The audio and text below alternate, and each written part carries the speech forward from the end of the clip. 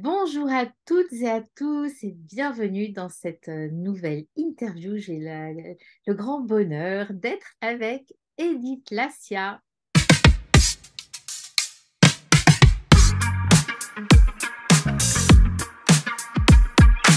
Inclassable Edith Lassia.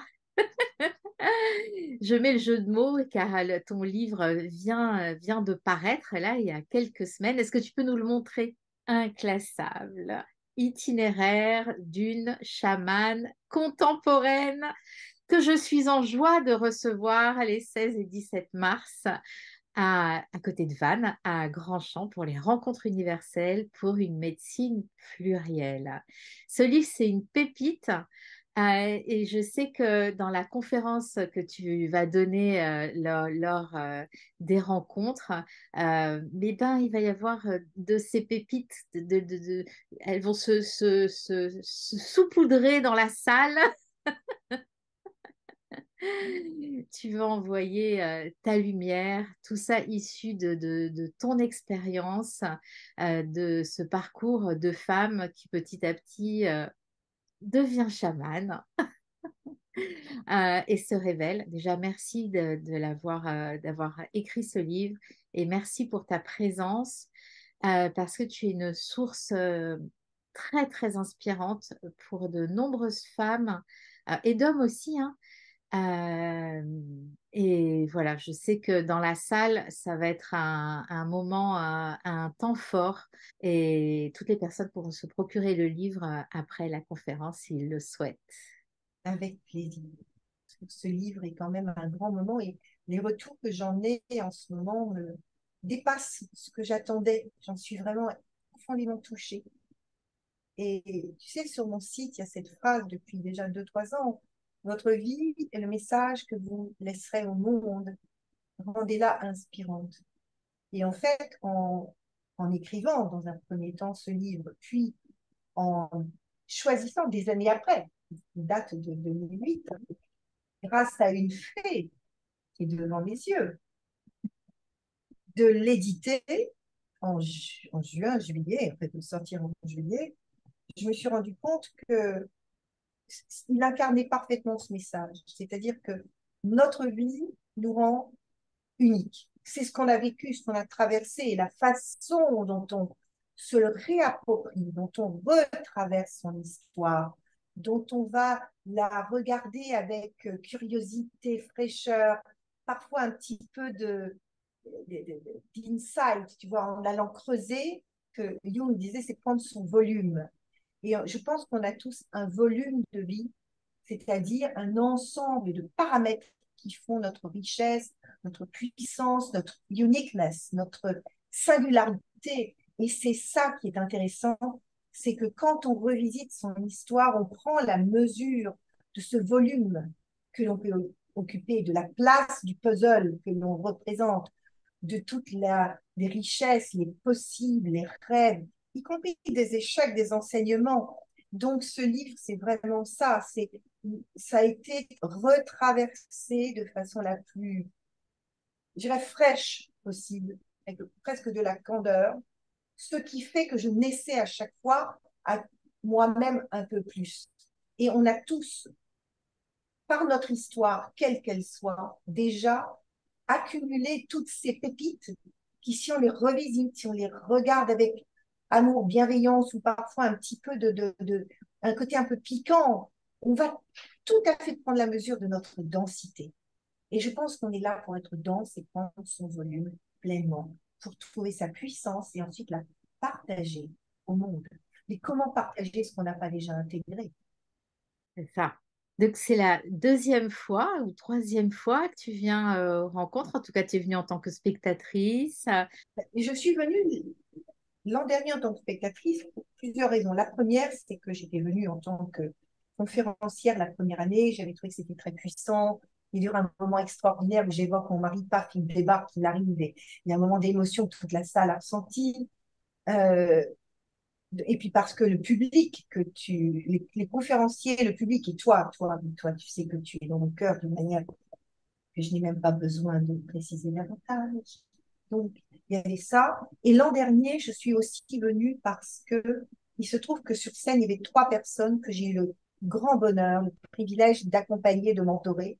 Oui. Donc, c'était la première fois qu'elles prenaient la scène, soit vraiment la scène, soit en binôme, mais qu'elles prenaient leur place. Et tout d'un coup, il y avait une inversion du binôme, elle devenait le pilier et l'autre du binôme devenait en backup, tu vois, en soutien. Et donc, je voulais être là pour elles, pour voir à quel point elles avaient grandi, à quel point elles assumaient leur présence, leur vulnérabilité. Et, et c'est pour ça que je suis venue, pour elles aussi. Et là, oui, je viendrai pour moi, pour Voilà. présenter mon film, pour partager un message qui vous donnera, j'espère, envie d'être vous-même dans votre grandeur, dans la pleine expression de qui vous êtes, euh, quelle que soit votre histoire, que vous sachiez en trouver la quintessence, le jus, la saveur. C'est ça, en fait, mon message. C'est quelle que soit votre histoire, ce que vous êtes est déjà extraordinaire. Hmm. Extraordinaire. On n'a pas besoin de vivre des immenses choses. Non. Parfois, des petites choses font qu'on devient quelqu'un d'exceptionnel. Et donc, c'est aller vous inviter à découvrir, revisiter votre exception, votre grandeur, votre singularité, parce que là, on commence à devenir inspirant et le monde a besoin de personnes inspirantes. On est dans un monde un peu confus, perturbé, turbulent. Je crois qu'on a besoin de se poser dans des regards, sur des épaules de gens qui nous disent c'est possible, viens. Et devenez quelqu'un dont on se dit, je vais la suivre ou le suivre parce que je sens que le chemin qu'il a commencé, ou qu'elle a commencé à tracer, m'inspire et va m'aider à grandir. Hmm. On a tous besoin à un moment d'avoir une main tendue, enfin, comme une inspiration, en tout cas de suivre comme un modèle. Donc, moi, tu sais qu'avec les ateliers visibilité ou les accompagnements, les films, j'ai vraiment envie, ça me tient vraiment à cœur que les femmes soient enfin dans la lumière, qu'elles osent. Ben voilà, ça fait pas longtemps que la femme, elle a le droit de vote, le droit de gagner de l'argent, le droit de prendre sa place, le droit d'être au devant de la scène. Donc moi, j'aime ça qu'elles soient dans la lumière et qu'elles apportent au monde leur douceur, cette ouverture de cœur. Évidemment, j'aime aussi que les hommes soient au devant de la scène, mais la femme apporte quelque chose d'autre. Et des fois, elles n'y sont pas à cause de peur, à cause de trucs inconscients qui bloquent. Et je sais que toi aussi, euh, tu aimes accompagner les femmes d'influence. Pour toi, c'est très important. Le rayonnement et les aider vraiment à... Pour moi, c'est une réconciliation. Et tu sais, quand on parle d'influence, parfois certaines personnes peuvent tiquer en disant c'est de l'ego, c'est me mettre en lumière, en valeur. Oui. Mm, Mais en fait, pour moi, être influent, c'est partager sa lumière. c'est ça. Or, partager sa lumière, il faut déjà la reconnaître. Donc, devenir influent, c'est accepter que l'on puisse, par son authenticité, par sa grandeur, par tout ce que l'on est, y compris sa vulnérabilité, déclencher chez les autres quelque chose qui va les emmener encore plus loin. Donc, souvent, on partage euh, parfois des petites pépites, parfois des grosses pépites, simplement son chemin pour dire c'est possible et on y va ensemble. Je pense qu'on a besoin, puisqu'on parle beaucoup de rôle modèle, mais en effet, on a besoin de femmes qui nous portent un peu sur leurs épaules, qui nous montrent que le chemin. Donc, Ouais, être influent, c'est accepter de partager sa puissance et d'en accoucher encore plus ensemble, parce que plus je la partage, plus je fais grandir la mienne. c'est ça. Ouais, C'est comme l'amour et le bonheur, si tu veux. C'est pas un gâteau quand tu le partages ici, non. C'est non-stop. Plus tu le partages, plus il grandit, plus il rayonne. C'est comme tu sais, quand les cellules se démultiplient. c'est ça. C'est une démultiplication de la puissance. Donc, pour Ouais. moi, j'ai mis du temps d'ailleurs, parce que tu sais, les réseaux sociaux sont un sacré piège parce qu'ils ont tendance à transformer en ego quelque chose qui est juste de l'envie de partager. Or, c'est bien au-delà. Pour moi, c'est pas de l'ego. C'est donner envie de vivre en grand. Mon père me disait quand j'étais jeune, tu connais cette phrase, j'avais 24 ans, je vivais aux États-Unis, j'avais déjà passé un an en Amérique du Sud en sac à dos avec 3 dollars par jour. J'avais travaillé en Allemagne, en Autriche. J'avais quand même une vie déjà assez intense. Et mon père m'écrit, ma chérie, alors que la plupart de tes contemporaines vivent en monochromatique, tu as choisi une vie haute en couleur. Je suis fière de toi, fonce. Ben, aujourd'hui, c'est ça. Moi, j'ai une vie haute en couleur que j'exprime dans Inclassable, itinéraire d'une chamane contemporaine. Mais cette vie en couleur, c'est pour dire osez aller chercher vos couleurs, votre palette, votre multiplicité de dons, de désirs et de. C'est ça. On a besoin de ça aujourd'hui. Parce que Mm, si on reste trop enveloppé par l'ambiance générale, on va s'écraser. mm.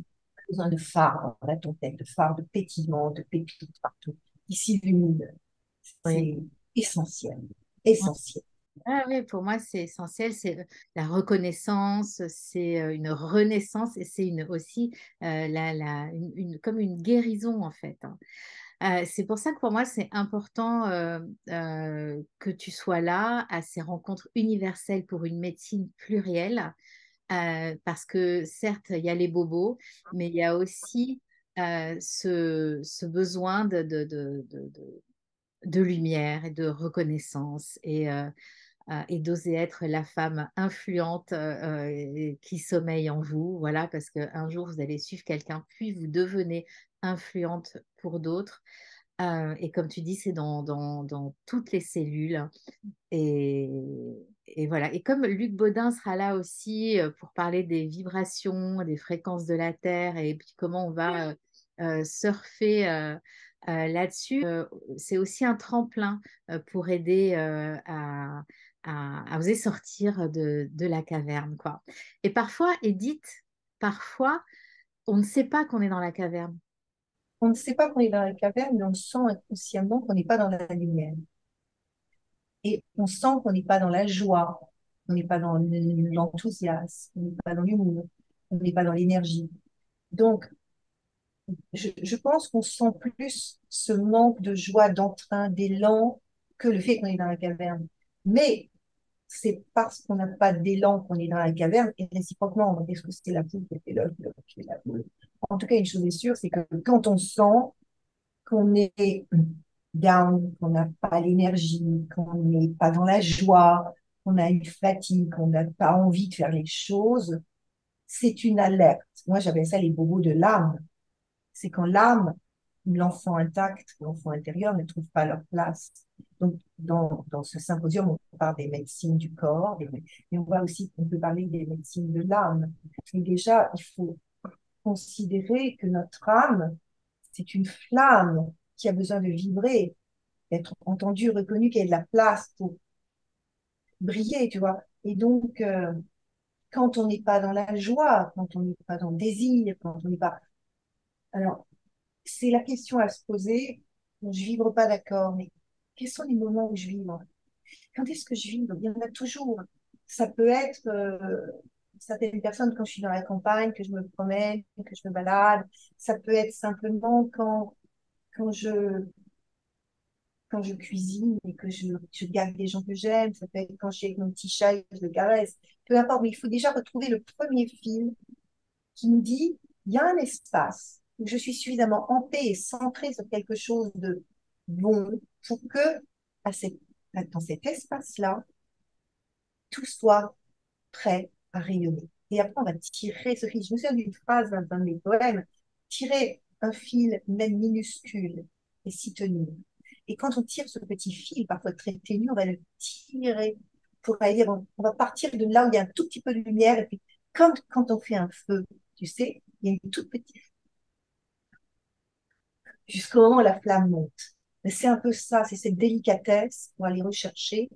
Je crois pas qu'on se dit, je suis dans la caverne. Je suis pas sûre. Parce que le principe quand on est dans la caverne, c'est qu'on ne s'en rend même plus compte. Ouais. Donc, c'est déjà une conscience qu'on a pris. Par contre, c'est juste se poser la question, tiens, est-ce que je vibre? C'est quelque chose qui me fait envie, qui me fait pétiller. Puis, du coup, on voit un film drôle, on voit quelqu'un qui pétille. Ah, je me dis, waouh, je veux manger la même chose qu'elle. Je peux goûter?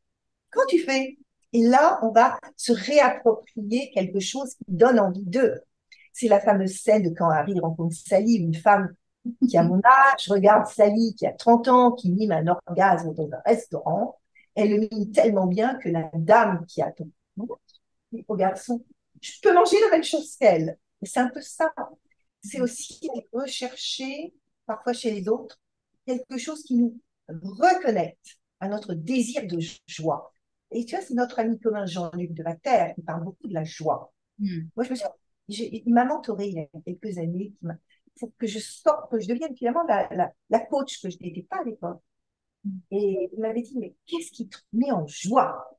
Et j'avais dit, mais moi, ce qui me met en joie, c'est, il y a l'art, bien sûr, je suis une grande hédoniste, il y a la cuisine raffinée, etc. Mais c'est être avec les gens, les voir grandir, c'est les voir vibrer. Ça me met en joie. Là, je me dis, waouh, Ouais. c'est ça. Et ce qui te met en joie, c'est transmettre, que ce soit en conférence, puis transmettre maintenant avec le livre. Voilà. C'est contagieux. Euh, Alors, quand tu écris chamane contemporaine, est-ce que ta définition de la chamane contemporaine, est-ce que ça peut être femme médecine, comme on peut l'entendre parfois? On va rentrer dans le texte. Allez! Chamane contemporaine, drôle d'oxymore, me direz-vous. Je ne joue pas au tambour, ne m'entoure pas d'attrape-rêve. Mon apparence est tout à fait urbaine, voire élégante. Et pourtant, on m'appelle depuis longtemps Lady Shaman. J'ai un lien direct avec l'invisible. Ma vision du chamanisme s'exprime en termes simples.